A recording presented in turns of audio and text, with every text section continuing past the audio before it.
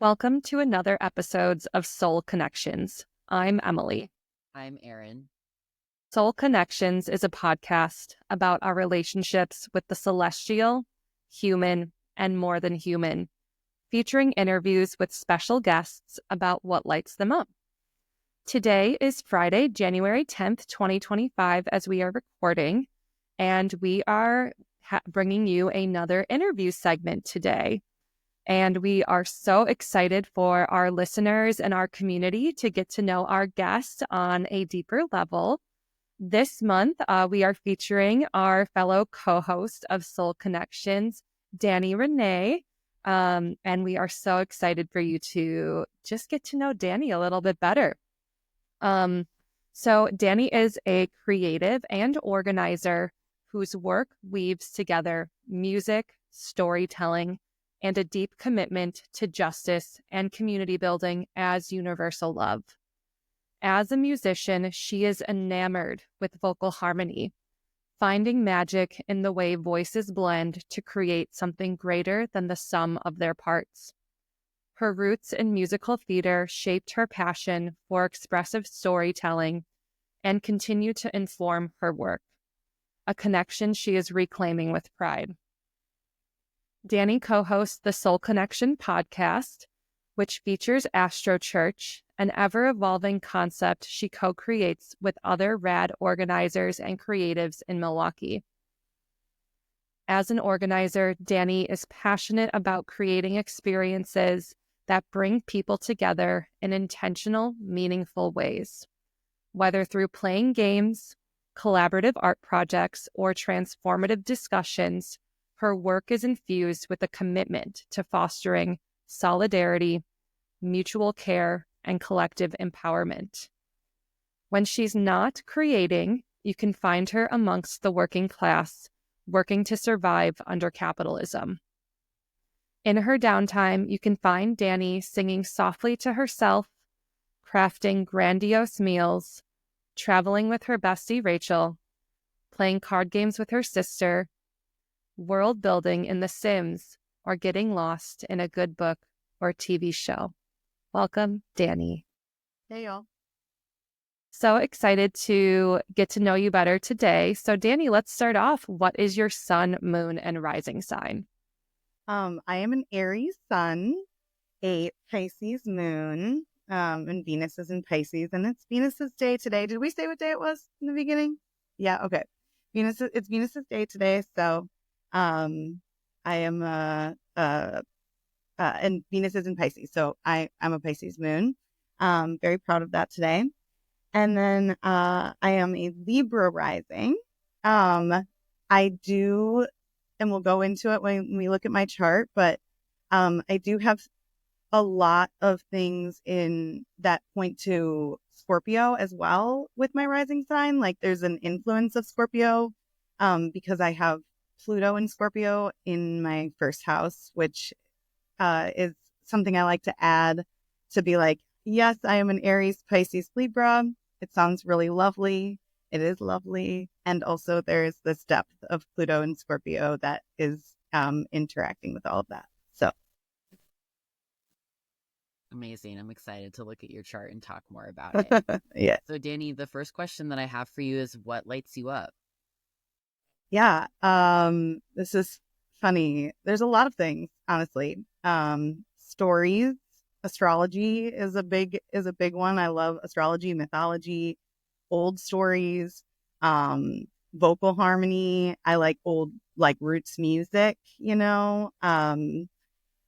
fashion, costumes, theater, beautiful spaces, like aesthetically pleasing things, games. I love to play games. And I just like co-creation with other people that's playful and like low pressure. That's, open for the expansiveness of co-creation. I like to hear my friends' poetry and songs and to be in spaces of sharing our art and what's on our heart.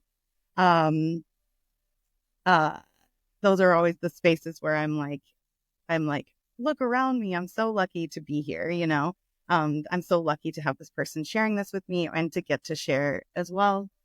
Traveling lights me up. I love seeing other places and also seeing places where like my ancestors come from, my people come from, um, archetypes, patterns. I'm a project manager in my working class life and a restaurant server. And so I like putting things in different orders and seeing the patterns in things.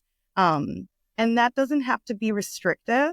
Like that's what something else that's really fascinating about it to me is that like patterning and stuff is actually really expansive in my view. And like putting things in their place to help us understand them also like breaks open my ability to understand them, Um, so that really lights me up. Performance. I love to perform and be on stage. It's a really unique space and it's something that I have always done since I was really, really small. Um, yeah, like I also just love Earth. Like, I love swimming. Swimming lights me up. Like, natural bodies of water. Like, that's another place that when I'm like in like Michigan or something, I'm like Superior. I'm like, I'm so lucky to be here. You know what I mean? My family, I love my family so much. My sisters and my brother and mom and spending time with them and also my chosen family, like all of the people that I have around me in both New Orleans and Milwaukee. New Orleans lights me up. I love New Orleans. It's one of the most special places on earth. Um, there's more, I'm sure. I feel like there's this thread though with me sometimes that I'm trying to grasp onto, but I'm like, who am I as a creative? Because some people, especially New Orleans, a lot of people around me are like, I am sure this is who I am. This is like what I'm into. I am a jazz bassist, when I play on Frenchman Street. I am whatever, I just named like 20 people, but there's people that have their like, I want to become a solo musician. I want to become a band leader. There's like all these like artistically ambitious people that I'm around a lot. And even in Milwaukee, that's the same thing.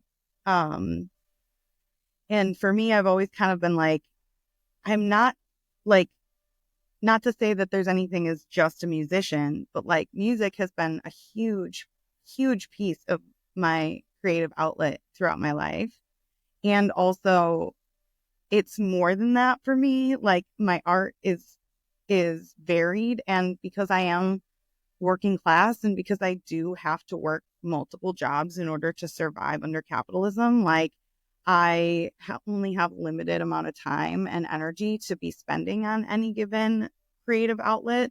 But it doesn't make it like any less important to me necessarily, So as far as like what lights me up, I'm like, music of course lights me up, but there's more to it than Seems what you were saying earlier of patterns being expansive, your relationship with art or creativity has that expansiveness. And I would love to hear more about your relationship with those things, any kind of medium that you feel called to talk about. But how would you describe that relationship? yeah, I mean, okay, so earlier something was activated for me when Emily was doing, before we do these podcasts, we do these check-ins with each other to just see where each other are at. And Emily was talking about some dream experiences and some dream stuff that she's working on. And when I was little, like first of all, when I was very little, like a baby, I didn't sleep. Like that was something I did not, I wouldn't go to sleep. And as I got older, I had extremely vivid dreams as a child. And I associate that also with the very vivid imagination that I had as a child. Like, I was always pretending to be something else, to be somewhere else. And honestly, my like early childhood, like, I wasn't trying to escape anything. It wasn't like that. My later on in my childhood, definitely things like there were things that I might have been trying to escape in that way, you know? But early on, like, I was just a really, really, really imaginative person. And I think I like I've just always been doing it. You know, like, I was with family this past Christmas, and one of my aunts, she was like, yeah, whenever there's a video camera, you were in front of it, you know, like that kind of thing. And I'm like I was always doing costumes, performing, like pretending, telling stories. I'm also an oldest child, and I have 3 younger siblings, and they're all very close in age to me. And I was definitely raised like I wasn't responsible for their care. I have a really wonderful cancer mother who, like, it never made us feel unsafe. Like, she was always very responsible over our care, but I was responsible over their like actions. I was held accountable a lot for like being the example and stuff like that. And so I had this kind of like instilled in me very early on that like I'm responsible for them in this way that's like how we act and what we do every day, and like, you know, whether or not we're following the rules. Like, it ultimately comes down to me if anybody finds out or whatever, you know? And I had all these really, really, really creative ideas. So I always kind of had this like creative leader energy with my siblings. And also, my house was a place all throughout my life that people would come and go, live there, kids that were kicked out of their houses. My mom, she's a Cancer Aquarius, like a Libra, Cancer Aquarius Libra. So she, you know, always was giving everyone shelter from the storm, you know? And so it wasn't just my siblings. It was also like, my cousins and like people around me. And so like we would put on plays, you know, we would have very complex pretend games that we would play. We would create videos. We would create dances, you know, like stuff like that. And then I got into musical theater. Like, that's like really one of the main things. And choir and madrigals, which is like a Renaissance style singing. I did play the flute, and I played the piano, and, you know, harmony from when I was really little. Like, I can't even remember a time that I didn't know how to create a harmony. Like, that was something that I was always doing. And music, like, being a pretty emotional person, I lost my dad in an accident at 12. And so I was also raised without religion. Like, my dad was an atheist, and he was raised in a very strict religious environment and rejected it.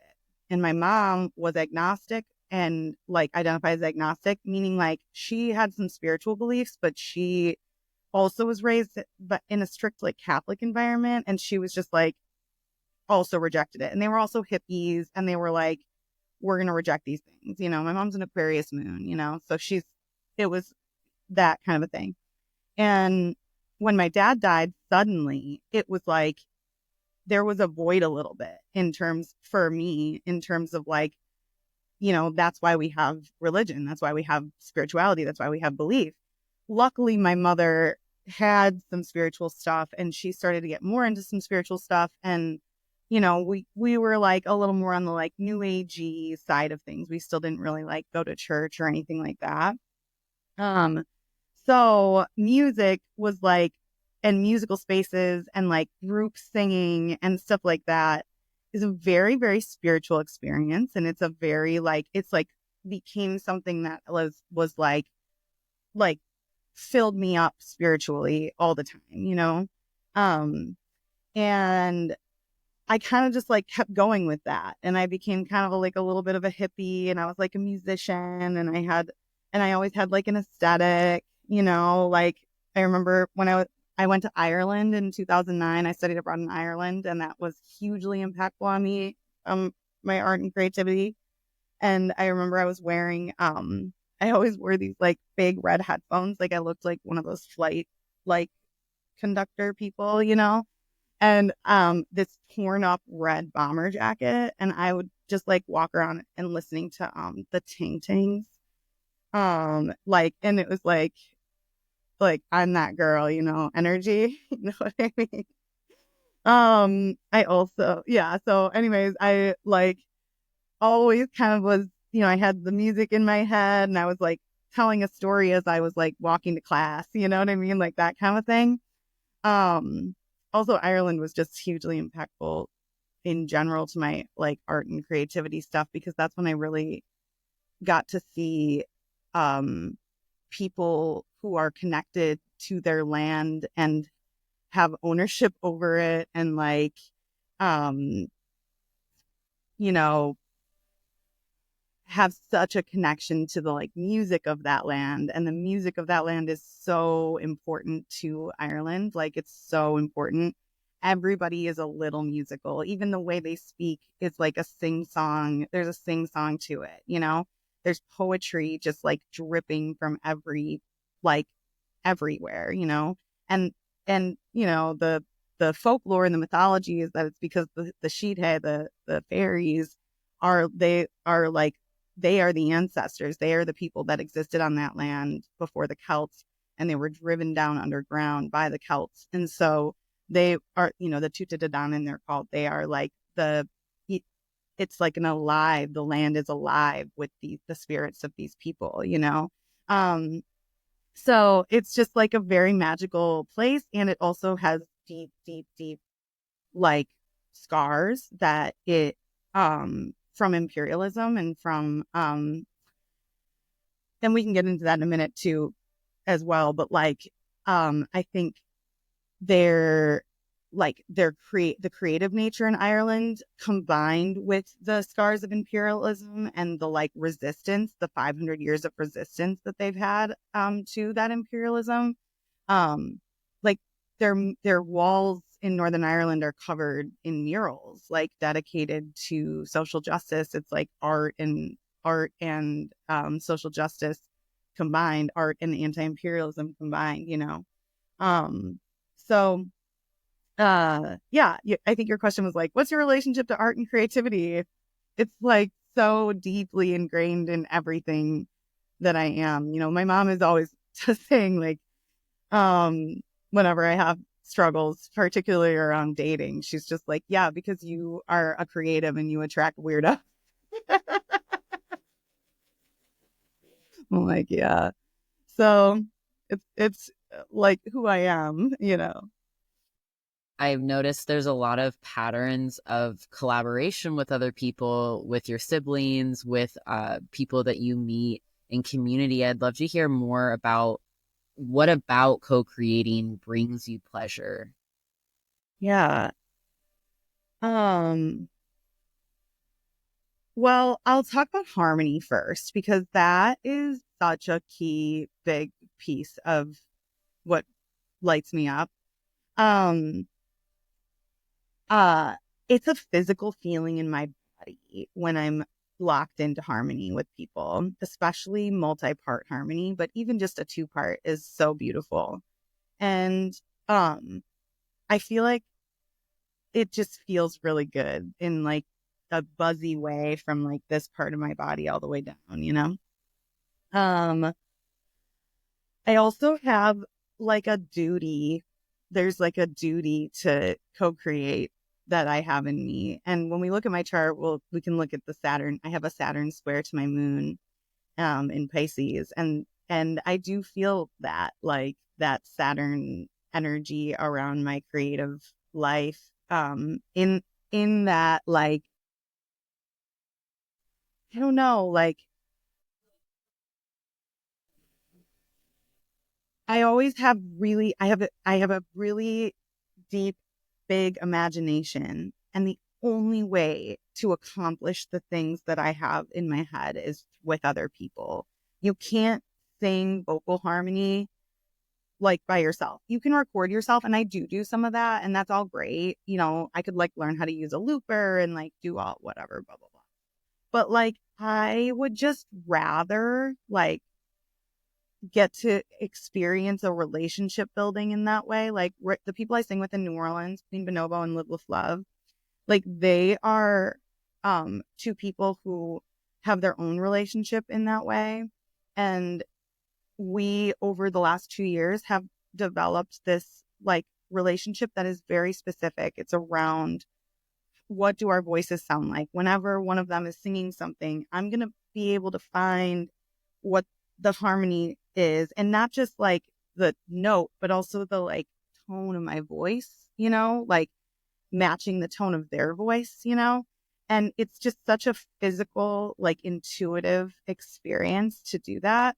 And I love it. I love doing that. I love getting to express that. It feels good in my body.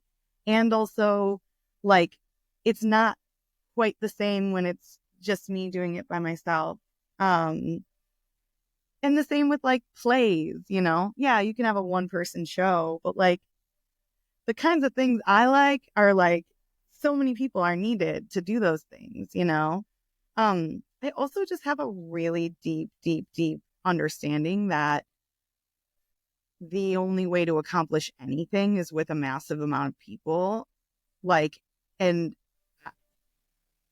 I have a really strong sense of fairness, and I think that the way things are in the world are so unfair, and the only way that that's going to change is with a massive amount of people like making choices together. And so I just think you have to co-create. Like it's our job to co-create. Like that's what we're here to do.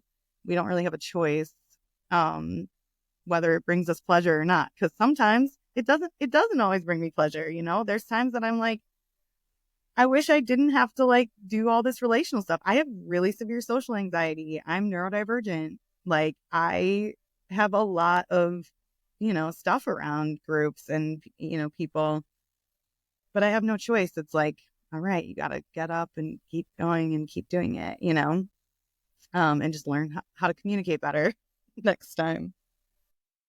A duty to co-create. That is an affirmation that I create, like a Libra affirmation I have, like I create harmony. But it's interesting because my son is an Aries, and Aries is a diva. And so I do also like to shine. And sometimes I have trouble balancing those things, you know, like I feel like I never like to be the full center of attention, you know, like it's always finding like a balance, you know. It's like I really want to be like recognized and appreciated and acknowledged and like given credit, you know. And then at the same time, I'm very comfortable like sharing the spotlight with people and like co-shining with others, you know, as long as I feel like my shine is also respected, you know. So Absolutely. yeah, I create harmony, but also I do create discord. And some of my harmonies are dissonant. Like that is true, you know. And Emily, I've always like, you know, yours and my connection, I've always really appreciated you because you totally see the sweetest, like loveliest parts of me. And I really appreciate that a lot. The other parts of me can be like, they're also sweet and lovely. They're not sweet, but they're lovely, as well.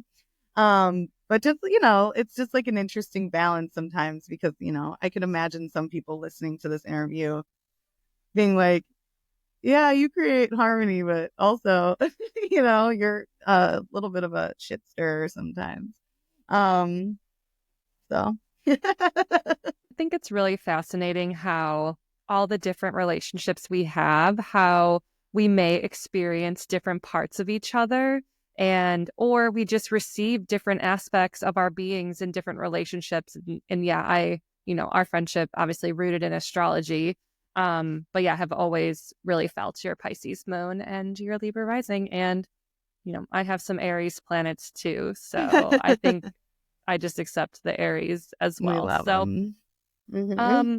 next question for you, Dani. So another thing that lights you up, you mentioned, is of course telling stories and playing games. And I know you have, you talked about your childhood and being this imaginative, playful kid that just loved to play pretend, organize, kind of pretend games for your siblings. So how has like telling stories and playing games and also curating games? I know that's another aspect. You love to gather, you love to bring people together, and you love to kind of facilitate like playfulness and games and themes within those social settings. Yeah. So tell us a little bit more about that for you, what that's like, and how those experiences are another, kind of outlet for your creativity, but also are experiences that bring joy and light you up. Yeah. Okay, so I have so many mentors. I feel like there's so many people that have been so impactful to me that I would love to just be like, I am who I am because of all of you.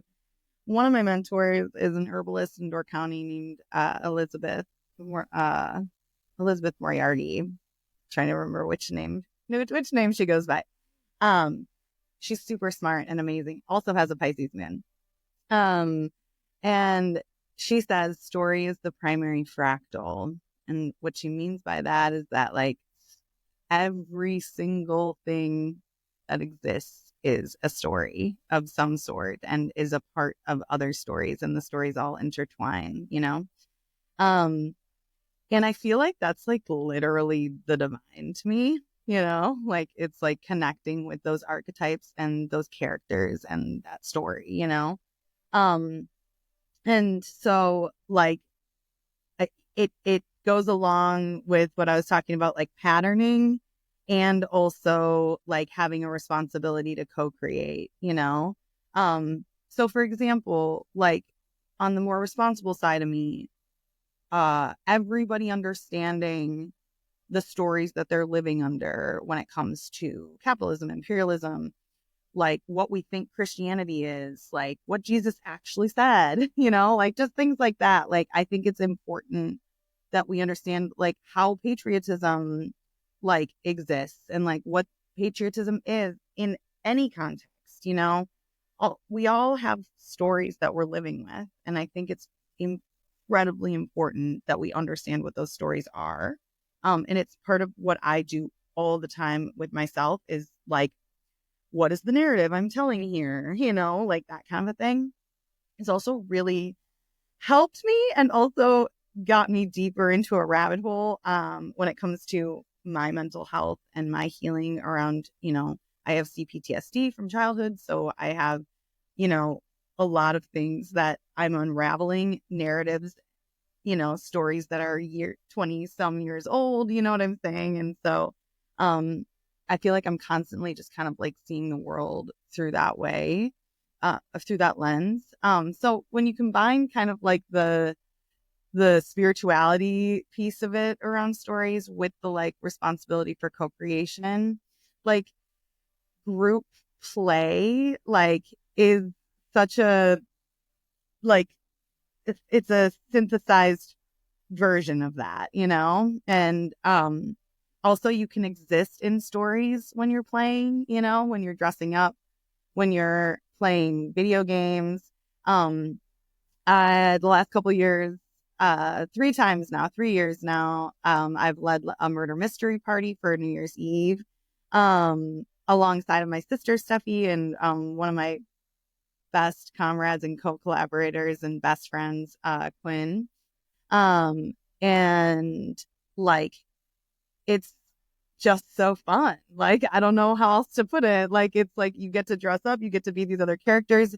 It's funny. It's like hilarious, like, I also, again, patterning, for the murder mystery party, it was all my best friends. The first one was like that I planned. It was like so many people I loved. And I remember I found out one of my best friends, Hannah, was coming to it, and I needed to cast her in a role. And I cast everybody so good. Like Osea was Omari Black, which a podcaster, which is like so Osea, and like the color black, and Omari is their name. And like it was just like so good. Like all my casting was like, I made Quinn the mayor. Like I made Chelsea, who like we jokingly call her the Better Business Bureau because she's like really into like skincare and like things that are really, really good quality and stuff like that. And so I made her like the rich woman in town, you know, like it's like there was just like so many good casting choices. So my friend Hannah was coming, and Hannah is this like Spitfire, a Taurus, April 22nd Taurus, but so much in Aries, like we have the same moon in Pisces, 20 degrees of Pisces. Like I love Hannah so much, and it's so playful and so fun for me to play with.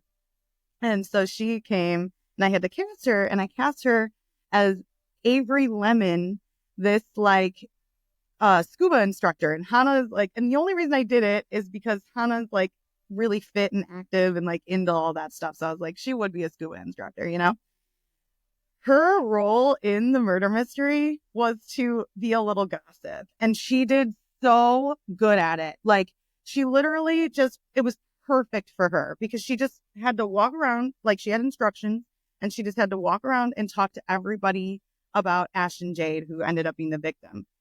What do you think about Ashton Jade? What do you think about Ashton Jade? And so literally wherever you were in the house, you could hear Hannah's voice saying the name Ashton Jade.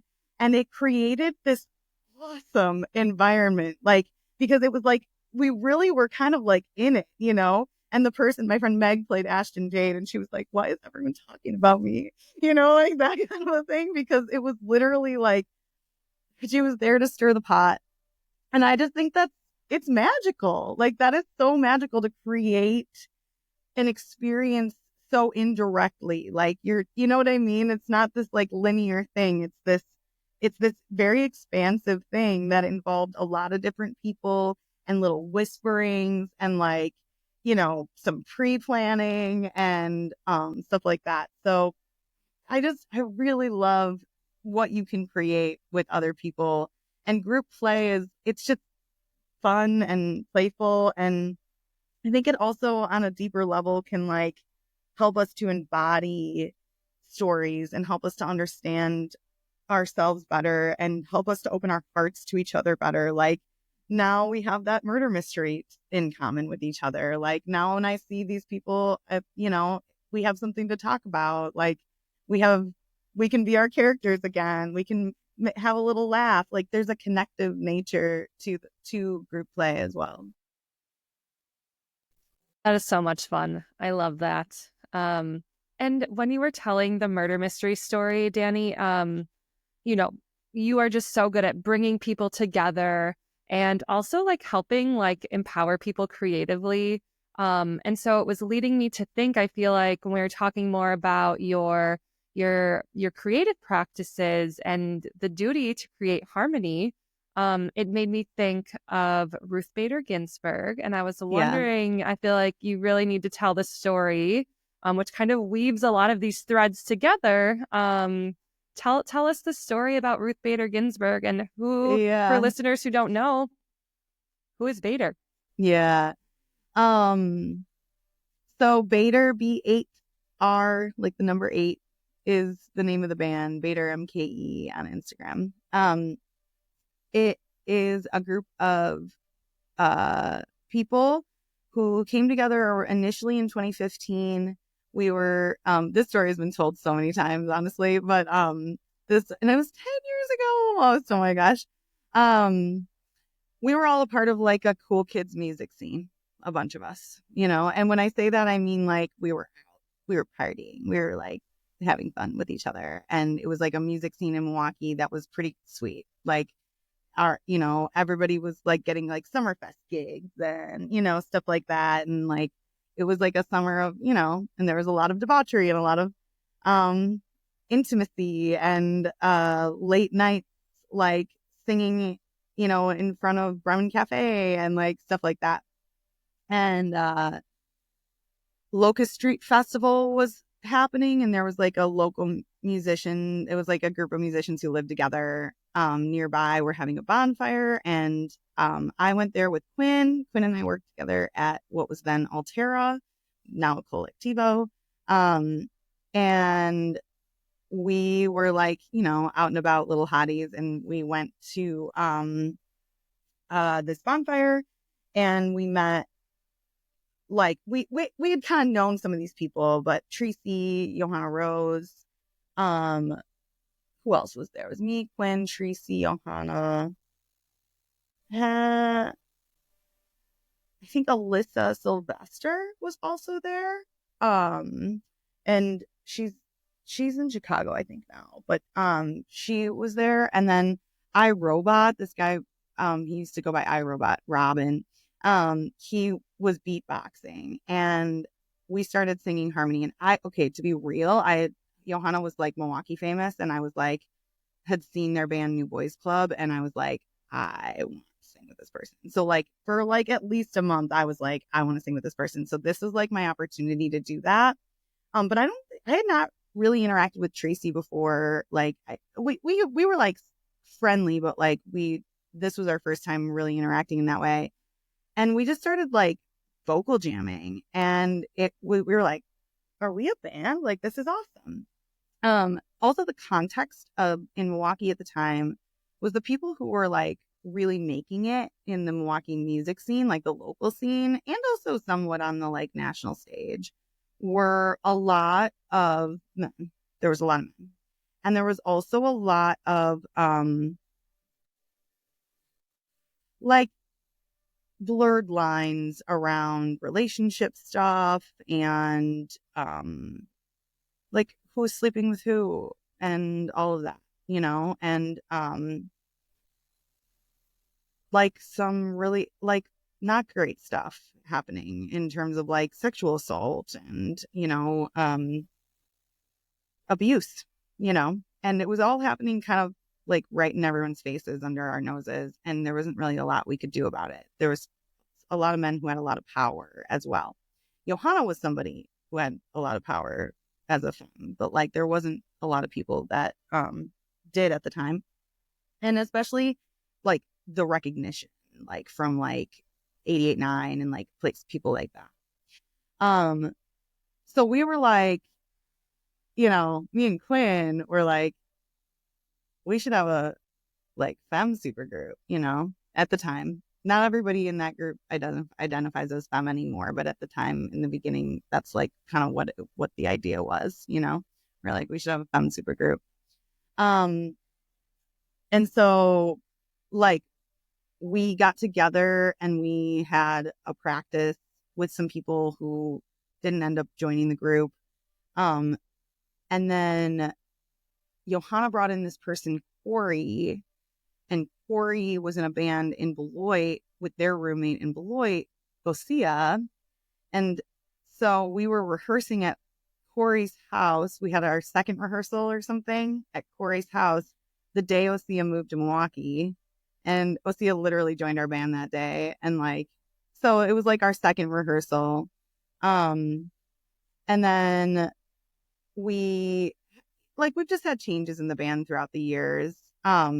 But I think it was just like, I think at first it was 6 of us, and it was like 6 hot people like up on stage doing 6-part harmony, and like we all were songwriters, so we were like exchanging each other's songs.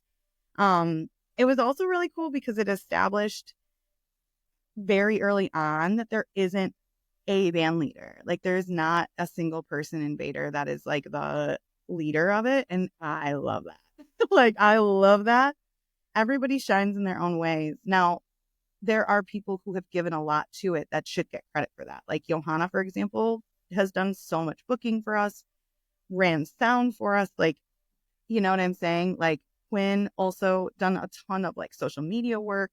Like everybody has done a lot for that group that has been a part of that group throughout the years. Now B8r, I made a little sad face when you were starting to talk about it, because now B8r is who knows what's going to happen with it? We never know, because we never know when we're all going to be in the same place again. We never know if we're going to get the opportunity. But it's such a beautiful, cool, like, thing to have 8 super strong personalities, super hot, super cool people with their own styles of music, being able to come together and like literally shine together. And we've had so many wonderful experiences. And now at this point, like, anytime I come across a B8r, I'm like, we need to sing together. It's great. We sound really good together. And we all, like, no matter what the combination is, like, that's the relationship that I was talking about earlier with vocal harmony. Like, I have that relationship with all of those people that have been in that band, and it's extremely special. So yeah, that's the origin story of B8r. Thank you. I thought it was really important to share that origin story. And, I moved to Milwaukee quite a bit later. I've only been here for 2.5 years now. So got to hear B8r perform, I think the first time in 2023. I think I heard you perform once all together in a backyard show. And then I heard you, Danielle, perform with a couple B8r members at a farm festival that summer. And then 2024 got to hear you perform at Falcon Bowl at the anti-fascist event. And I just have to say, I love B8r. Just in the 2 years that I've had like the opportunity to hear you perform. So it really is a blessing when you do all, get to come together and perform in Milwaukee, once or twice a year. So yeah, I love this story. And what you said about the non-hierarchical nature of B8r, and that there doesn't have to be like a core leader. Everyone shines, everyone harmonizes, and then everyone plugs in and takes on the the actual behind the scenes of what is the actual labor to make a band come together beyond writing music, beyond performing. What is the actual labor of booking and social media and all that stuff. So, well, especially when you have so many, because you're not really making money. Like, when they only pay you $100 a gig or whatever, now part of it is that we literally just can't perform unless all of us are going to get paid, because there's people traveling and it takes like so much coordination to do that. So, B8r's now expensive, but I've always wanted to tour with B8r. Like, we were recording our album right before COVID started, and after everything happened, like, everybody was kind of like, these are such old recordings, like, who knows what's gonna happen. Maybe one day you'll all get a very old B8r album. But yeah, so there's just definitely like logistical things that we overcame, and also logistical things that make it hard to like continue to have the same hype and energy, because there were years that we were playing tons of festivals over the summer, and we were, what I mean, like, it was a really special experience. And I will always, but if B8r needs me to sing backup, I am there to back them up. Love that. Yeah. All right, so kind of now to weave in yet another thread. And this also just feels like you have your Venus in Gemini, which we'll look at your chart in a bit. Just, of course, a Gemini Venus has so many desires, so many things that bring you love and joy and connection. And so a big thread that connects the three of us, and it really roots this podcast, is our love of astrology and our spiritual beliefs. And so wanted to kind of weave in some of these threads. And of course, you have brought Astro Church, to our podcast, which is such a joy to like create with you, like to just take on this next iteration of it, and to be in dialogue with the both of you. It is so much fun. So kind of weaving in astrology and spirituality, can you tell us a little bit more about the origins of Astro Church and like just the evolution of it over the years? Yeah. One of my B8rs is Osea. I told you how Osea joined the band. And that they have become one of the most important collaborators I have in many, many ways. So early, before Astro Church, I can't remember when I started to be like, it was when I was living with Nen Fry, because Per was studying astrology at the time, and Per shared with me all of Per's like classes and things like that. We would listen to them together. And I just like, I'm good at it. Like, I just was like picking up on it. And I remember Nen being like, how are you good at this already? Like, how do you know this? Like that, like stuff like that. And Nen and I totally have a sibling like relationship sometimes in that way. We also have like a partner vibe. Like, we've been married forever. You know what I mean? Like, this is one of my closest people in the whole world. But it really kind of like, one thing that Per is really good at is being a Leo hype friend, and like hyped me up a lot around astrology stuff. And so I started to host these, like, again, ritual to me is play. It's performance, it's play, it's creativity coming together. You're getting symbolic things together. You're creating something with others. You're doing some sort of like emotive, like poetry or something like that, you know? So we used to host like Sabbath dinners and rituals, you know, Nen, me, Osea, Carmen, my friend Carmen. We used to do this, you know, all the time. And then I, in 2014, I worked with the Hamilton family. John Trey Hamilton was a Black man who was murdered by a white police officer in 2014. And it was a really, really, really like intense several months after the family decided to pursue justice for it, because they weren't getting justice from the legal system. And at the time I was organizing, I was a social justice organizer. And I got really close to his mother, Maria, and also his brother, Nate. And they were very, very deeply religious people. And they, I told you earlier that I wasn't raised with religion, but I had like a lot of spiritual beliefs.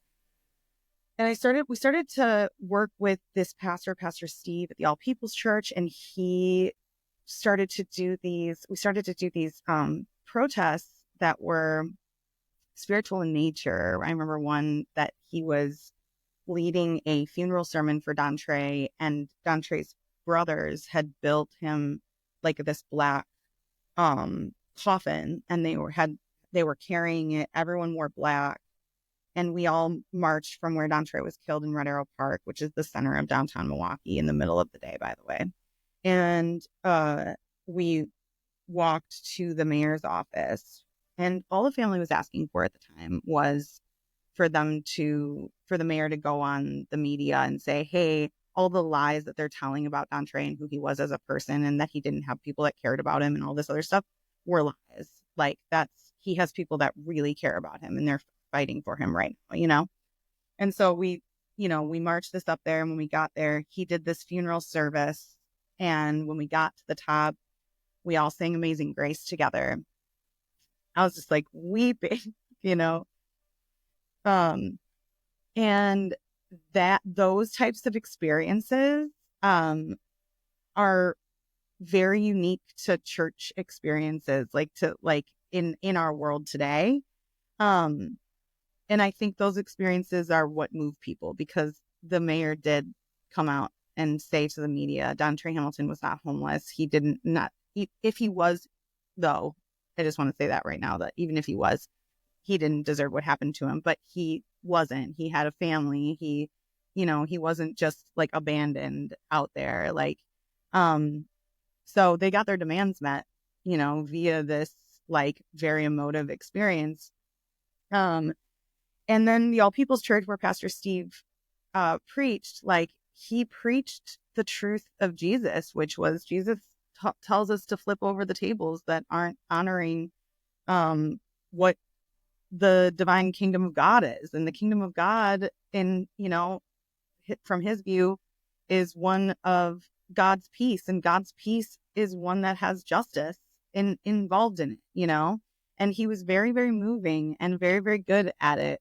And the All People's Church serves breakfast to people that need it, and serves things like there's just so much like art and beauty, and also like truth telling and storytelling in a way that is super empowering and inspiring for people that are facing up against the power of the imperialist, racist state, and they're at their most vulnerable, and like having an institution like that behind them is so key. And so I remember when I was talking to OC, I was like, I want something like that, but for astrology.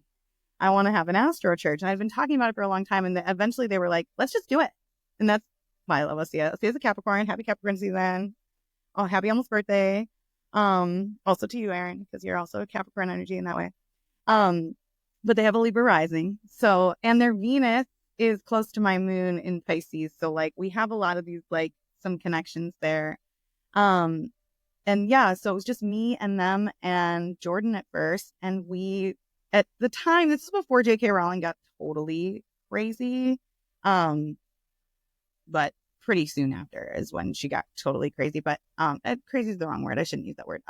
She got really messed up and problematic and violent in her belief systems. But we were using Harry Potter at first to talk about like some Mars retrograde stuff. That was like one of our first things. And then we started to use like stories, to talk about some of this stuff. But then we would also talk about our feelings. We would check in.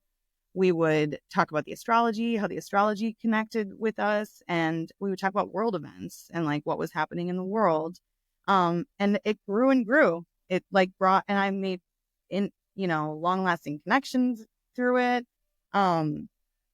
There was eventually it became too much for me to manage it, along with some mental health stuff I was managing. So it then became, and then also 2020 happened. And so then it became a podcast radio show on River West Radio.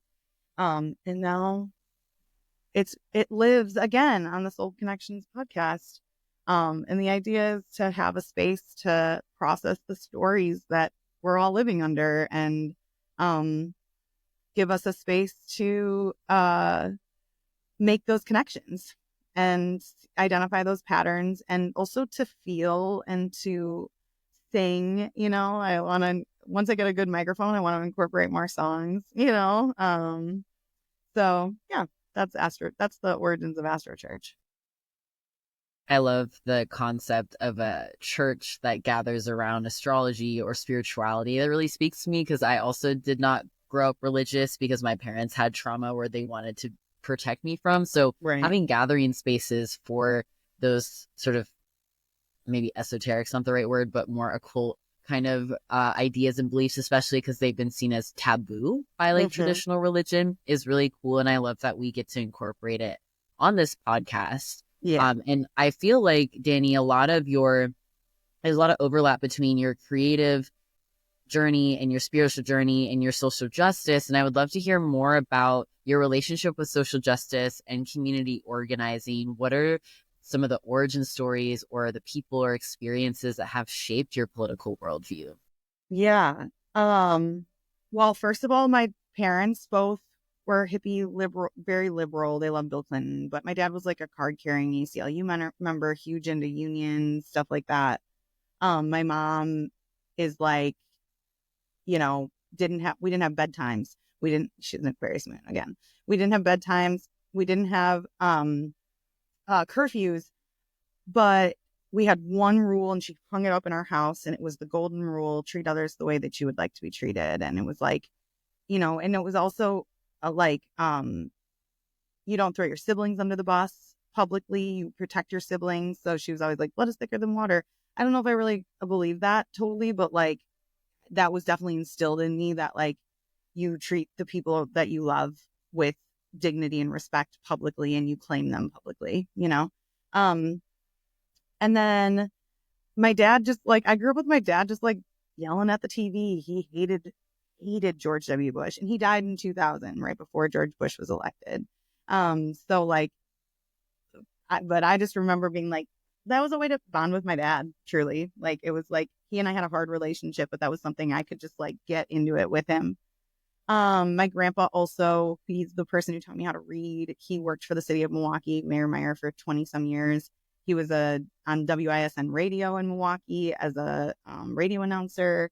So he's also somebody who like really, he's a pretty staunch Democrat. Like that's his, he's in his 80s. That's his thing, and then, I don't know, I grew up in the early 2000s under George W. Bush right after 9/11. And I just have an innate sense of justice and fairness. And I saw how messed up everything was. And I was really anti-war. I think that's another thing that was instilled in me. Like, I could never understand war. I was just like, I was a pacifist until I had a teacher, Mr. Hanrahan. I've had so many wonderful teachers. He was one of my main high school teachers that really, really shaped me. I remember I came and I was like, I'm a pacifist. We had to do these things called This Day in History. And we like went up and I think mine was D-Day. And I was like, this day in history was D-Day. We never should have war or something. I was just being a pacifist. And he was like, oh, really? So are you a pacifist in this sense? Are you a pacifist in this sense? And the whole idea with This Day in History was that you had to defend your point, no matter what it was, to whatever was coming at you. It was like a good, like legal, like lawyer type, practice. But that teacher drilled into me in front of everybody. And I was annoyed about it. I was mad about it at the time, but it did change me. It did make me go, oh, actually, I'm not a pacifist completely in these circumstances. When things get to a point where we have no, like, not we, but whoever, I'm not going to hold somebody accountable, when they have no other choice. So I was really like, in 2004, when Bush was elected, I wore a black choker around my neck, black ribbons on my wrist, I was really outspoken. And then when I went to college, my degree is in global studies, and I had a really impactful professor, Gautam Masri, who is from Lebanon and but like grew up in California, and she just had a lot of stories of her own, like personal stories. But she's the one who really helped me to understand capitalism. And she did this whole lecture on the history of capitalism and like what it actually is. And I was like, what? And I was wearing my Obama 2008 pin because I was really, really into Obama when he was first elected. And I like took it off like during that lecture because I was like, what? And then I went to Ireland, and I lived in Northern Ireland where like, they had active conflict until the late 90s. So I learned a lot then. And then when I got back was when the Wisconsin uprising happened in 2011 and the Occupy movement happened. So I got kind of swept up in the Occupy movement. I like just went to something and I was identified by somebody else who had some sort of influence on the group as somebody who they could use to have that influence, I think.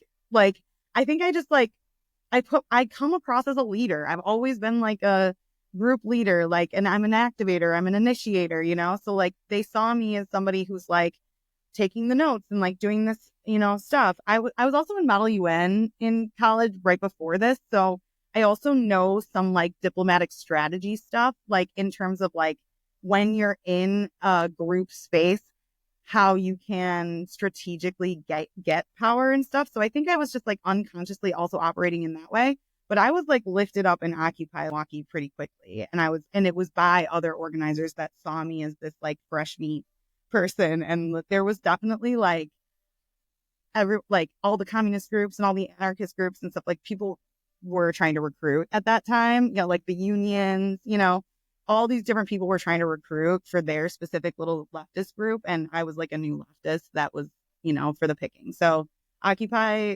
is what threw me into like leftist spaces and leftist organizing. And I really need to say that the people who impacted my politics and organizing the most are Carolina Sosa and Angela Walker, who were my comrades in the Step by Step Collective, which was housing focused. We were trying to get a drop-in center in Milwaukee, essentially, because there's no drop-in center in Milwaukee. And Carolina is like a woman from Chile. She grew up under Pinochet's regime, and she was a social worker in Milwaukee. And Angela is a Black woman who grew up in Milwaukee. She like ran for mayor at some point, stuff like that. But she's just like a really radical. Both of them are just really radical, awesome people who just taught me so much about, like, deepened my understanding of social justice stuff. Like, I feel like I'm not somebody who has like a surface level understanding of this stuff. Like, I'm not just using the right words. Like, I understand them, and it's because of those two women. And then obviously I already talked about Maria Hamilton, Coalition for Justice, and B8r, but like B8r was, I kind of burnt out with like social justice organizing, physically burnt out. Like I know that sounds horrible, like a white woman, blah, blah, blah, but like ask anybody in that space with me in 2015, like I was not healthy. I was not okay. I was working 80 hours a week and organizing full time. I didn't get sleep. So eventually and because I like really cared so much, and all the social dynamics and stuff, I ended up having to step away from protest organizing and that kind of organizing. So B8r came really quick after that and became a really great way for me to like incorporate like more play and creativity that could like fill up my cup as I'm doing like social justice stuff. So yeah, that's my journey with social justice and community organizing. Thank you for sharing. It seems like you have so many dynamic experiences that have led to your worldview. And also I was really struck by what you were just talking about of burnout. That's so real. And it seems to me that creativity and collaboration, especially in creativity, is something that fills your cup and makes it possible for you to engage in that. And so I'm curious to hear what does community organizing mean to you right at this moment, given all the things that you've experienced and also your priorities right now? Yeah. I think right now I'm in a really weird place right now because I just went through, I was saying earlier, before we started recording, I just came out of my tower year. So a lot of my life has changed in the last year. Also, I promised myself I would say I lost my dog, Mojo, last year. And Mojo is another person. He's another one that just totally changed my whole life. He made me a dog person and just showed me the magic of that. And so I just wanted to say his name at some point on this podcast because I just love him. I miss him every day. So yeah, I've changed a lot. I think right now I'm focused on healing from some experiences that left me feeling very insecure and dealing with some old stories. I'm like doing the work, circling through the stories, and trying to reclaim my creative energy and power. And when we go through my chart, you'll see like there's I have this relationship between like Leo Aquarius, like 5th house of creative, like personal creative life and your personal romance life. And then the 11th house of like your community and the people around you. And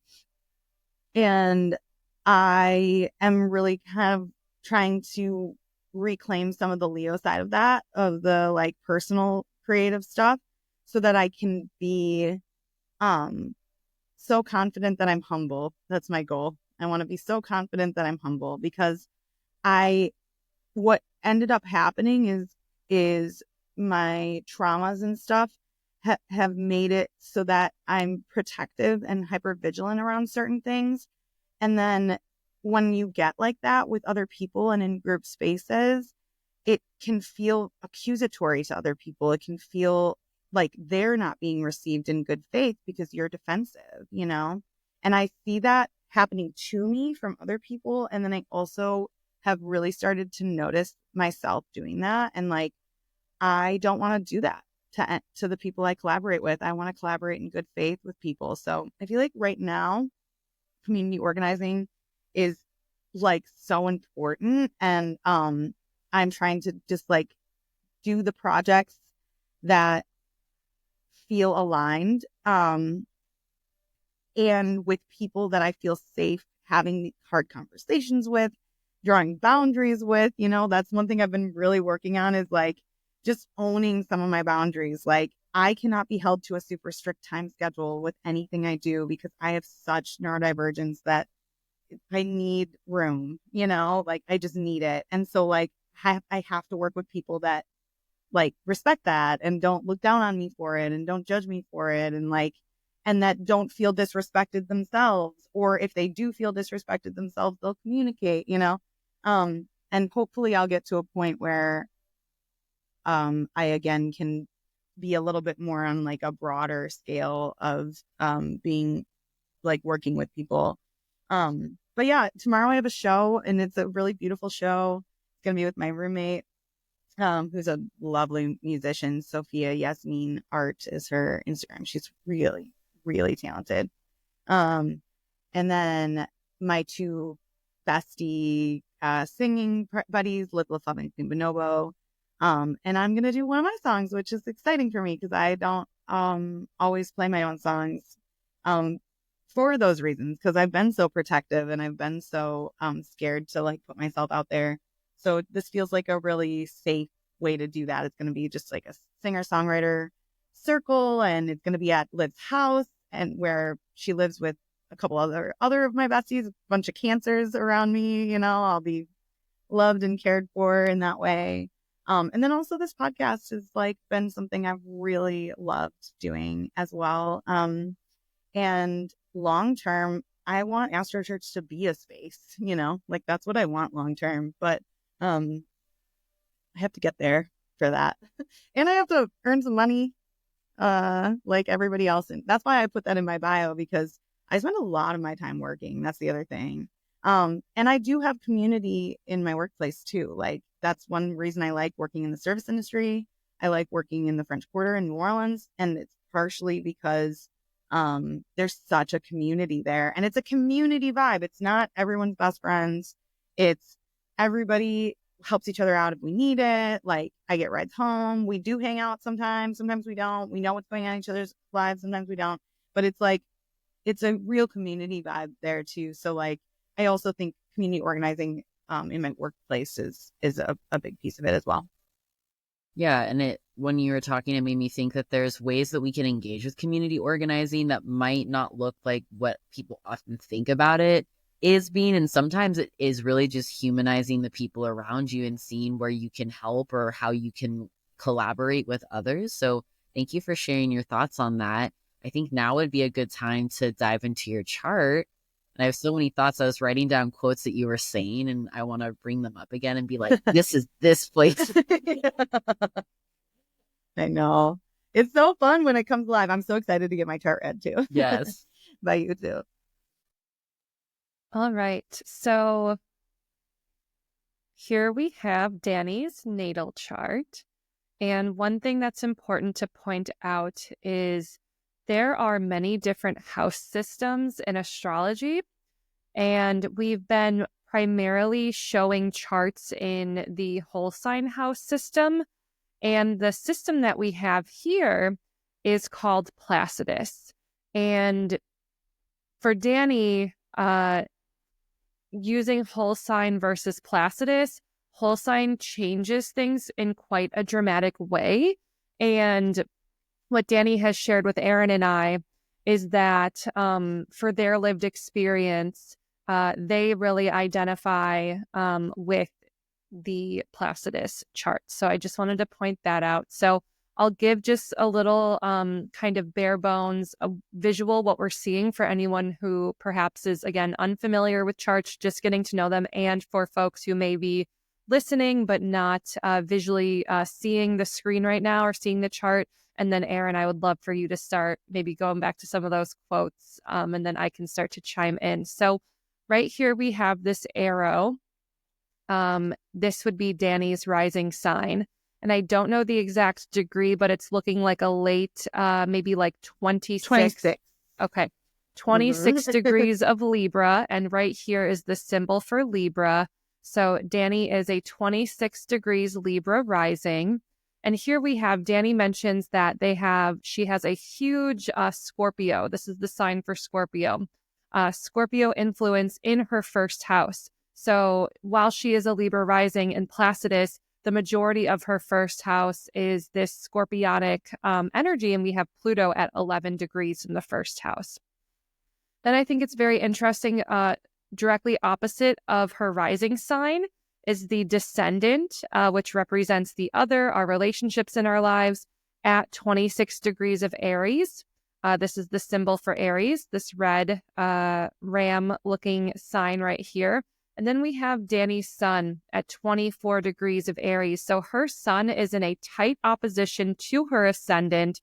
There really is this kind of dynamic and this opposition and this tug of war between your rising sign. That's very Libra, the duty to harmonize, the duty to co-create, and then Aries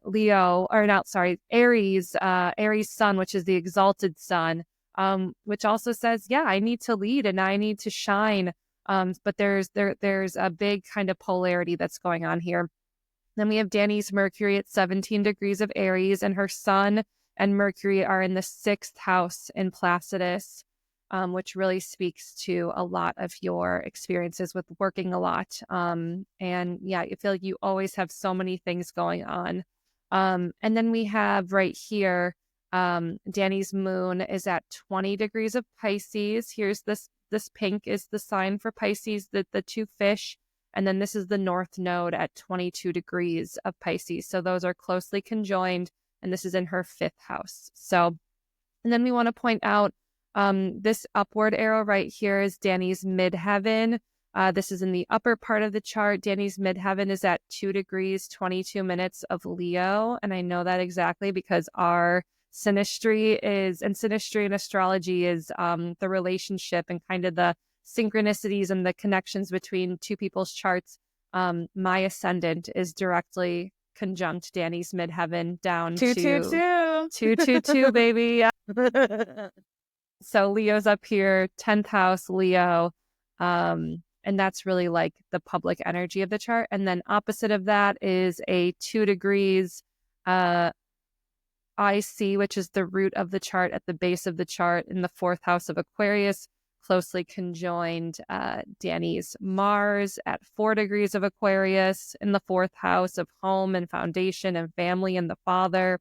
And then Dani's chart ruler is this lovely, playful, non-linear, spiralic Venus in Gemini in the 8th house at 9 degrees of Gemini. So, and then she also has Jupiter in Taurus at 8 degrees. So I'll pause there. And Aryn, why don't you start sharing some of the reflections you've had about Dani's chart and all the amazing stories she's been sharing today?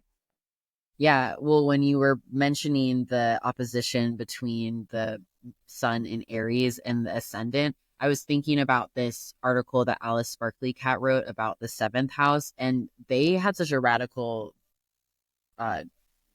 transformative, in my opinion, perspective on the 7th house, being less about those contractual relationships or like marriage or whatnot, and kind of who are you in relation to a wider community. There's also ideas of like your 7th house is a different, maybe more about like who you're becoming than your 1st house. I don't know. I don't have it fully like mapped out in my brain, but immediately when I saw that, Dani, I was thinking about all these stories that you told about, in some ways, the tension you've experienced between I'm this person who is a leader and an organizer and I bring people together. And then what happens when we're all in the same space to each other? You mentioned being a diva and also loving to share the stage and having that collaboration. And so I think that just it speaks so well to the Aries and the Libra axis of finding that balance between independence and self-assertiveness and also being in community with other people and existing with them. And so I feel like the sun in our charts is oftentimes where we get bursts of energy and what like really fuels us and what lights us up essentially. And so having that in the 7th house means so close to that axis. To me, it's like your relationships are the life fuel, and maybe maybe how you get those connections is that very like Aries Martian kind of energy where you are the one who are actively seeking other people, or they're just so magnetically drawn to you because you have that energy and that fire and that passion. And also when you said sometimes my harmony is discordant, that's one of the things that I wrote down. That feels so Aries, where in some ways perhaps you have that like Nusian, like magnetizing and bringing people to you, that allure. And then when people get close, they realize it's not all just, I don't know, rainbows and sunshine, because it's Mars. And Mars is interested in stirring, in sparking.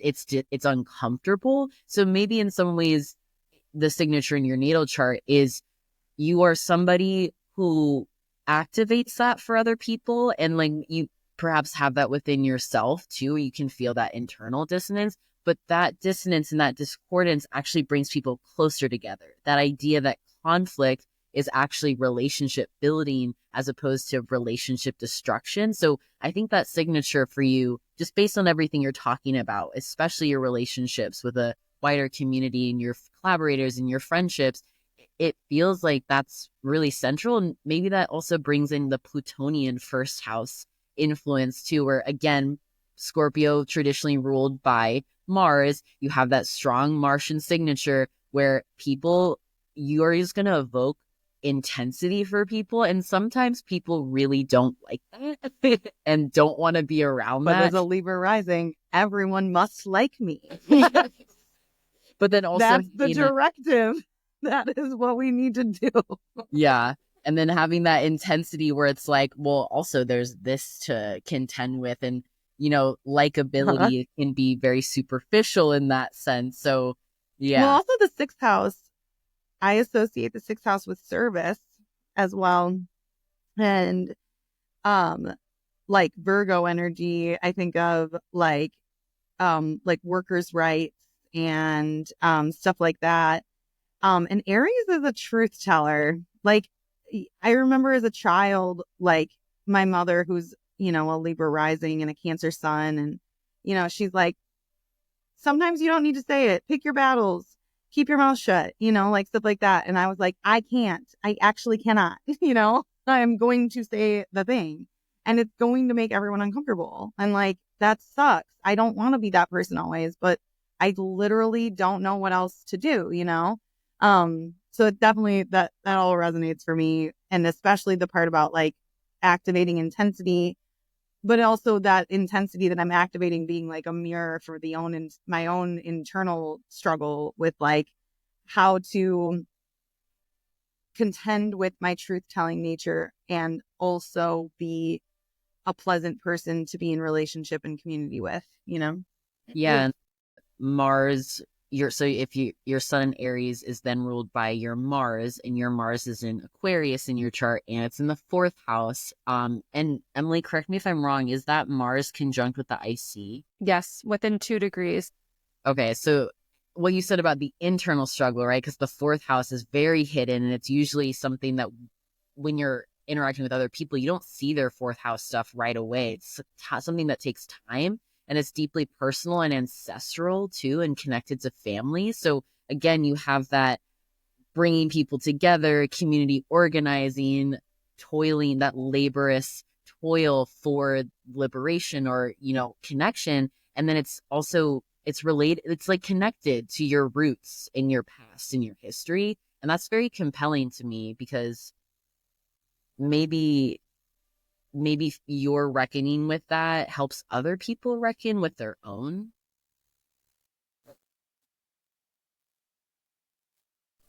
Yeah. One thing that I wanted to point out with the Mars and Aquarius in the fourth house ruling Sun and Mercury in the sixth house in Aries and this descendant. So even though the seventh house with Placidus is more predominantly Taurus, there is still the descendant, and the descendant is represents our relationships that we have and how we relate. And so there is this energy of relating in this very Aries initiatory and passionate way. I will say there's, with all the fire signs, there's a passion there. And it's ruled, your Mars is in the fourth house. And so how I think of this is relationships are like the foundation of your life, right? Like there's this energy to build a foundation, to build a network, a community, because it's Aquarius, right? It's like large groups of people that really serve as like a foundation and that root you. The fourth house and the IC, especially the IC is the root of the chart. It is literally like, I think of the midheaven, which is opposite up here in Leo. That's like all the visible parts of the tree. That's the trunk, that's the branches, that's the leaves. And the IC is the roots. And it's just as like the root system, like roots are powerful. They go deep, they draw in nutrients. They're underneath in the darkness, but they're what's grounding, what's stabilizing, and really what's supporting the tree. And so that's kind of how I like to think of the IC. And so there's also this like root, there's an energy here. There's like an energy source. And it's really rooted in like groups of people and community organizing and justice and gathering people in equitable ways and bringing them together. And also this level of being of service to groups again, and being of service to groups while also, being assertive, being outspoken. So I feel like there's just so much connection here between Aries and Aquarius in your chart. And they do form like a sextile to each other. So Aries and Aquarius are two signs apart, and they support each other. They collaborate. They work well together. And the one thing I wanted to say about Mercury and Aries, when you said, like when you were a kid, that your mom said, just keep some things to yourself. And literally being like, I cannot. That is such a Mercury and Aries signature. It is like Aries is the cardinal fire sign. Mercury is our mental body, our communication, our speech, our storytelling, our language. And it's just with Mercury and Aries, it's this bursting forth, this bursting out. Like there's no containing it. It has to be said. And you've shared that you are neurodivergent. And I do think I also have this Mercury and Aries placement, so I can really relate to Dani on this. And for me, how I experience my Mercury and Aries, it's almost a way that helps me understand like my flavor of neurodivergency, which is very like ADHD, emphasis on the H, hyperactive, where it's like I literally cannot say what's on my mind. And also, I think being like a very dynamic communicator, being a very dynamic and exciting and passionate storyteller, and really just feeling kind of this internal energy of just like needing to like speak and share like what's on your mind. So yeah, there's a lot of energy here, and at the same time it's really balanced out by this Libra rising of like, yeah, striking this balance, speaking your truth, while also honoring the needs of the group and really building a foundation that's rooted in group structures and in communal networks and in relationships to other people. And speaking of structures, having Saturn in your chart in Capricorn, which Saturn is at home in Capricorn, and you were born with that interesting little sandwich where Uranus and Neptune are on either side of Saturn. In your case, it's making a really close conjunction with Uranus. And I just feel like, to me, that signature is, yes, structure, but how we're going to get there is not going to be how you expect. And we're going to be innovative with it, because Uranus is like innovative. And it's, I think of like lightning, where lightning strikes and it's has that like spark. And then also that connection with Aquarius too, right? Because your Mars in Aquarius is ruled by Saturn in Capricorn, and it's in your third house. And third house is very much like your local community, as in addition to, communication. And B8r literally came during my Saturn's return. Like it was like burnout from organizing, meet B8r. I started working from home at that point. Like Saturn, my Saturn's return was awesome because it was like, hey, here's a bunch of resources. Like I got a house, I got a car. I like started working from home. You know what I mean? Like it was like, here you go. Let's make you an adult now. Here's the structure you need, So the structure you need to sustain the kinds of work that you were doing, it seemed. To continue being a weirdo, but this time a legitimized one by the system. A legitimized weirdo. That's so good. And I also am so struck by your nodes. So your south node being in Virgo, in the 11th house, the house of audience and community. And then your north node conjunct your moon in Pisces in your 5th house. It just seems so impactful because so much of what you're talking about is play, which is very 5th house, and this desire to have fun. And then also the community aspect, like the 11th and the 5th house are a fascinating axis to me. And maybe I'm biased because I have my nodes in that house too.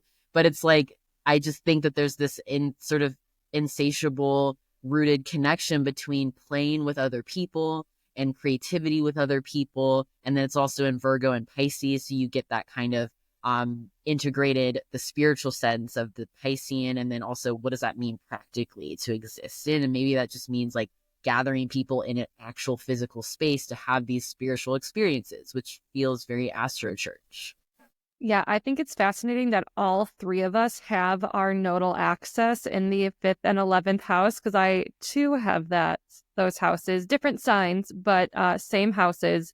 And Aryn and I were talking a little bit about the We nodes. all like a structured hang. That is we true. Do. Yes. Yes, we do. And so just to give our community and listeners a little bit of context about the lunar nodes who may not be familiar, and there's many different interpretations. And when we're giving, our perspectives on astrology, know that like our perspectives are one of many, because there's so many different ways that people understand and work with the nodes. So I was really taught about the nodes in terms of their mythology, which is that the nodes represent a dragon, and the head of the dragon, which is the north node, was named Rahu, and the tail of the dragon, the south node, was Ketu, and they were severed in half and placed among the stars, as in a lot of stories in mythology related to astrology. And also, the nodes are physical points in space, and they tell us, they show us where eclipses happen. And so where the nodes shift, and actually the nodes are changing signs tomorrow on January 11th, which will begin to initiate Dani's nodal return, which is a very big kind of karmic astrological cycle that we all go through. About every 18 years is a nodal return. But these are where eclipses happen, and eclipses are big karmic kind of course correctional energy. So it brings that weight of it. And how I have learned maybe on more of like a psychological astrology, maybe a depth, like more depthful, like kind of spiritual modern type of astrology interpretation, is that the north node really has to do with like what our soul and like a reincarnation kind of belief structure is, like what our soul, what we in this carnation are really here to learn. And what is Dani? Oh my gosh, I really want to, like, this really speaks to all of the experiences you've shared today. And I don't think you've said it on the podcast yet in this interview, Dani, but you said it while we were preparing for this interview, was that like you really believe that you chose to be human in this lifetime to really enjoy the pleasures of being human and the pleasures of being in a human sensory body, to enjoy music and good food and art, and also to enjoy relationships. And that so speaks to having your north node in the 5th house in Pisces, just this deeply sensual, and it's conjoined your frickin' moon. So when we talk about physical pleasure, the sensory experience. Swimming. Swimming is what comes to mind immediately. I feel like I was like, I gotta go to Earth so I can swim. Yes, on this beautiful water-filled planet, right? Like the moon can represent our physical body, and also our sensory body, because without a physical body, we don't experience our senses, right? Like to hear, to taste, to smell, to touch, like we need those sensory organs. And that is all rooted in the physical body. So there's just this like beautiful example of all of this. And of course, you're here to create and to experience pleasure and experience play and joy and just such like Pisces is the eternal optimist, and just have this really beautiful, positive outlook on life, and to like really root in that, even while understanding the realities of the struggles and the horrors of this world. So so that's the North Node. And then more of like a traditional astrology energy that resonates for me is that, okay, if this is on like maybe more like depth psychology, spiritual, maybe more like evolutionary astrology level, is like it's like it's our dharma, it's our destiny, it's what we're here to learn. Traditional signification is that because this is the head severed from the body, there's this insatiable hunger. The dragon eats and eats and eats, but it's disconnected from the lower half of their body. It's severed. And so there's just this insatiable hunger. And I think that can speak to those experiences of what we hunger for in this lifetime, what we're here to learn, what our maybe part of our destiny is. Like there's a hunger for that. So that's how I think of the North Node. And then opposite of that is the South Node. And one signification of the South Node is karmic inheritances. And so how I like to think of that is like, what did we inherit from our ancestors? What is the lore and of our ancestry? What did our ancestors pass down to us? Gifts, challenges, struggles. What is literally in our physical body, our epigenetics, in our DNA? What gifts do we have? So karmic inheritance and also karmic gifts. Like Dani has a gift being in the 11th house, the house of community, of wider audience, of also collective hopes and aspirations. That is my favorite signification of the 11th house. It's how we collectively come together to hope and dream and aspire together, not on an individual level, together. What are we collectively aspiring to together? And like, that's where Dani has her karmic like inheritances and gifts, and like how effortlessly that comes to her to bring people together, to collectively dream and aspire together, and to form community networks. And then the energetic, this being the tail of the dragon, that's just constantly releasing, but not really being fed. There's kind of this like releasing energy. It's like this release point of like, okay, if these are my inheritances, like there's kind of like a release of that, of like, okay, that comes so naturally to me. So maybe it's like a releasing and a shedding. Also, karmic inheritances can be baggage. Like when we talk about inheriting trauma, inheriting. Well, I keep thinking of Virgo is a perfectionist. Like when I think of like South Node in Virgo, I'm like perfectionism. My dad was a Virgo. He was super, super, super critical of me growing up. It was like constant, but also the Virgo Pisces axis having to do with religion. And that's why like bringing up my story of like, I inherited religious trauma that I didn't personally have, but like they had, that's not true actually. Cause there were times that also in my childhood that was reflected to me by like peers who would be like, oh, you're going to hell because your family doesn't go to church or whatever, I was othered for that. But like, it was really my parents and even the people before them that had some of that like oppressive religious trauma. Again, this like Virgo South Node archetype of like releasing controllingness, perfectionism, like stuff like that. And also like over responsibility, like taking too much responsibility for like the collective or the group or whatever it is, like I think that's also something for my South Node. And that's why when Aryn asked me earlier, like where I'm at in terms of like, what does community organizing mean for me right now? Like part of it is healing some of the people pleasing / like, it's like it doesn't do anybody any favors not drawing boundaries based on what you need and not standing up for yourself. You know what I'm saying? And so like there's definitely like resentment that forms in that Virgo energy because it's like, oh, I'm just constantly serving everyone and they don't appreciate me. And like that's just like, okay, but you gotta like grow up a little bit and ask for what you need and not give to situations that aren't giving back and stuff like that. So I do think that's some of what the South Node like releasing energy is for me. Like releasing some of that toxic responsibility stuff, you know? And your nodes are in this very tight square with your Chiron. Chiron at 24 degrees of Gemini, and Chiron is an asteroid and represents the wounded healer and can point to like our deepest wounds. And so, yeah, there's this story of this nodal axis also being in this T square with your Chiron. So it is about healing from those wounds, releasing yourself from those wounds. And you have talked about during our check-in of just kind of being, you know, after this tower year, now being in your star year in the tarot, and just kind of finding a lot of maybe forgiveness, I think you shared. So one thing now, also Dani's chart ruler. So because her ascendant is at 26 degrees of Libra, and who rules Libra but Venus. So we want to look at Dani's Venus. Venus is in Best Gemini. babe Yes. to Our Lady. Yes. All honor to Shout out Venus.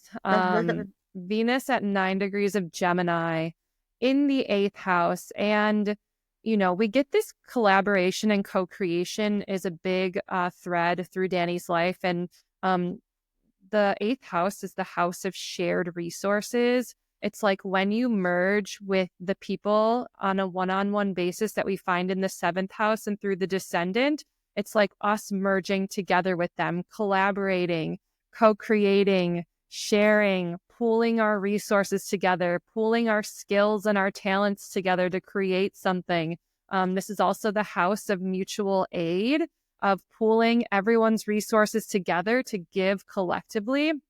So it can also include other people's resources, how we receive and open to receiving other people's resources. And it can also be the house of death. Like this is the gateway to kind of getting close to where the sun is setting. So I believe like the 2nd and the 8th house are known kind of, I think the 8th house is called the idle place. And it is kind of one of those gateways to the underworld. So we do get significations of death. And Dani has shared, you know, lost her father at a young age, you know, and rest in power. Mojo recently lost Mojo, her beloved furry companion. Much love and blessings to Mojo in the ancestor plane. So that's the 8th house is probably one of the most complex. I think, like in my personal opinion and in my relationship with astrology. I've really been diving into the 8th and the 12th house this year. I am in an 8th house perfection year, so I've been really getting into the 8th house, and I'm finding a deep love for it. But the 8th and the 12th houses, to me at least, are very complex. So you have your Venus here, and Venus represents our desires, our relationships, what brings us joy, how we connect, how we relate. And so she has it in Gemini. Gemini ruled again by this spicy Mercury in Aries.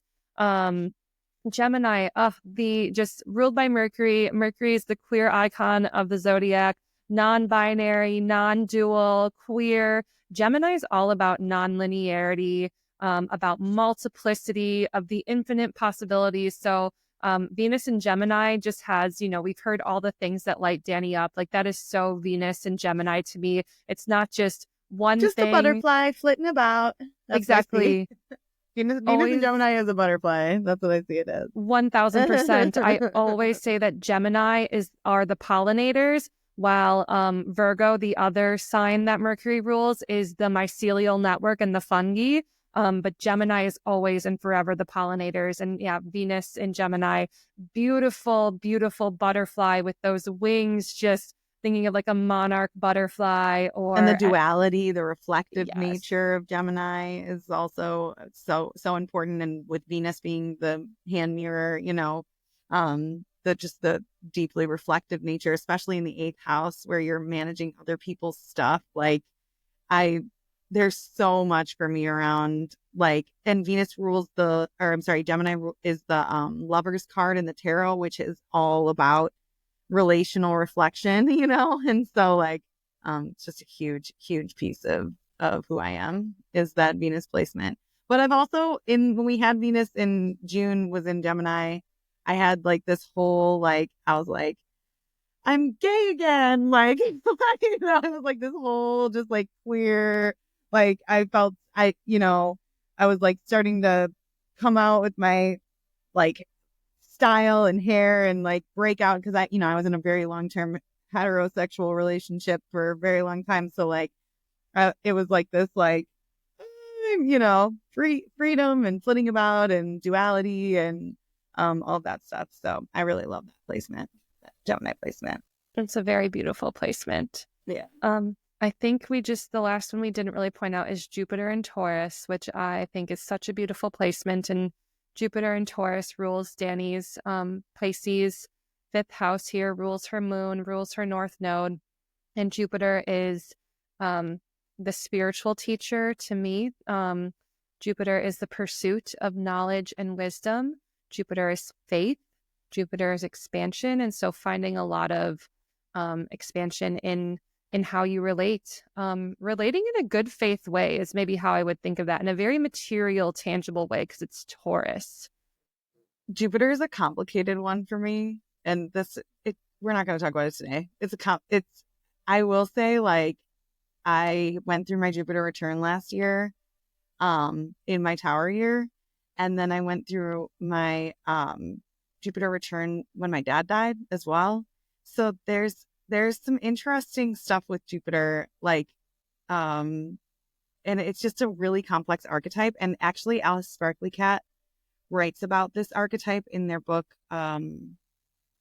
Post-Colonial Astrology, and how we understand that archetype versus how it can be understood. And also, Emily, when we met, it was on my Jupiter return, and you told me about somebody else who does a Jupiter podcast that was really helpful. So I just wanted to say, like, that archetype is someone that I've spent a lot of time exploring, and it's a deep archetype. And to me, it goes deeper than just being like Santa Claus energy. You know what I mean? Like, yeah. So, because it can be patriarchal too, unfortunately, so yeah. Well, Jupiter and your Jupiter's in this tight opposition to your Pluto, Yeah. like literally within and they're less than square 3 my degrees. Mars in Aquarius. Yeah. So, Jupiter's complicated for sure for you. Yeah. Yeah, Jupiter's talking to a lot of points in your chart. It's also with like a orb of 6 degrees squaring your MC and IC as well. So I think that tension could maybe have external impact, because usually when the angle or the angular houses are involved, it kind of has a more externalizing or more obvious or visible impact. And when you say that, Aryn, just to clarify for our people listening, like, you mean like a lot of these movements and things can be felt internally, but some things are going to have a more visible in our lives impact based on what you just mentioned, like if the angles are involved or something like that. Is that kind of what you're saying? Yeah, and by angles, I mean like the first house, like the ascendant, the 7th house, the descendant, the IC, the 4th house, and the 10th house, the midheaven. And I think part of it is just because those are I think of them as hinges. So much of our lives hinge on our relationships, our home life, where we come from, our legacy, our identity. Yeah. And it's funny, my deep attraction to larger than life people who have status symbol of some sort, and also end up being a little bombastic and oppressive sometimes in nature, Yep, Jupiter in the 7th near the descendant, absolutely. Mm-hmm. In Taurus, so. Yes. Ruled by Venus and Gemini. So do we feel good wrapping up the chart reading now and kind of wrapping up our interview today? Yes.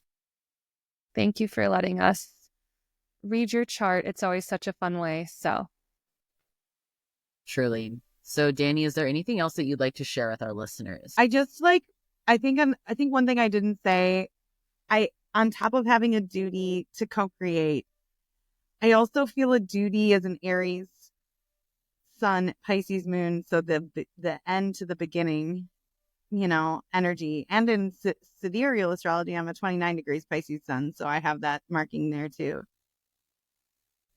Like, change is terrifying. It's also God. It's also necessary. Parable of the sower, God is change. And there's no reason that we can't have hope. And I feel like it's my duty to tell hopeful stories. And sometimes I think people don't want to hear those because it can feel gaslighting. And I really try to not gaslight people and be like, yeah, I understand why you feel that, you know? And also like, I think we all should do our best in these times to, when we're choosing what stories we're telling, to choose to tell hopeful ones, alongside of maybe truthful ones that aren't as hopeful, you know? So I think that's the only other thing. Like, I don't know. The star, it's my star year. I'm all about hope. I love that. Thank you. Yeah. So, Dani, where can our listeners connect with you and support your work? You can follow me on the internet. I'm at Damselfly Divine on Instagram. I'm at Danielle Renee Astrology on TikTok. And my email is daniellereneeastrology@gmail.com. And I think my Instagram has a link to if you want a reading or something. I like to do readings. I do a pretty cheap, affordable conversational readings. So if you ever want one of those to have a conversation with me about the stories that you are in your chart, that's I would love to do that for people. Thank you, Dani. We will be sure to share all your links in the show notes.